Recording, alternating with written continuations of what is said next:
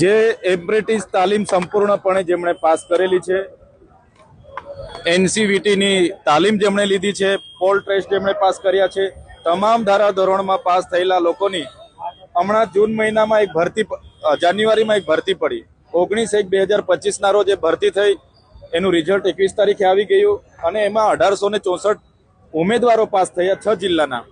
આ ઉમેદવારોને છેલ્લા 5 મહિનામાં એક ઓર્ડર આપવાની જગ્યાએ એમના લાગતા વળગતા કોન્ટ્રાક્ટરોને મેન પાવર પૂરો પાડવા માટે બારોબાર ટેન્ડરો આપી દીધા.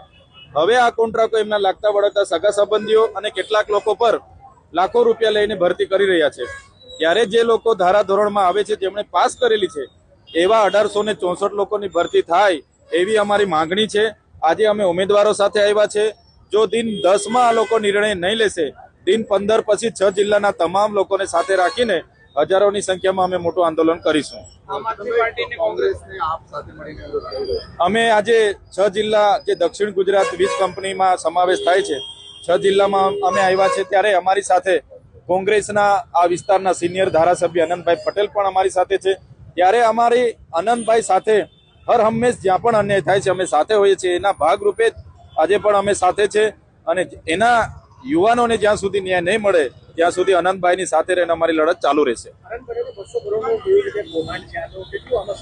ચોક્કસપણે આવનારા દિવસોમાં એક કૌભાંડ પણ અમે બહાર પાડીશું. સાથે સાથે આ દક્ષિણ ગુજરાત વીજ કંપની ખાનગી ક્ષેત્રને આપવાના ઇશારે એ લોકો સ્માર્ટ મીટરની યોજના લાવ્યા છે, એનો પણ અમે વિરોધ કરીએ છીએ. વિજિલન્સની ટીમ ગામડાઓમાં આવીને ખેડૂતો અને કાચા ઘરોમાં જે રેડ પાડે છે એનો પણ અમે વિરોધ કરીએ છીએ. આવનારા દિવસોમાં તમામ મોરચે અમે આ કંપની સામે લડવા તૈયાર છે. એમનો ઘેરાવો કરવા માટેની ફરજ પડશે